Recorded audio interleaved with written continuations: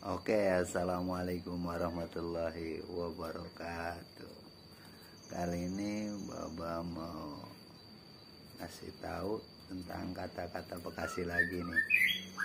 Salah satunya adalah kegiatan kita sehari-hari, yaitu bebenah, beberes, atau bahasa Indonesianya rapi-rapi.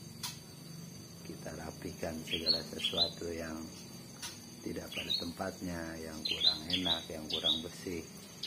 Ya pokoknya bahasa Bekasinya adalah bebenah. Nyok, kita lihat contohnya tuh.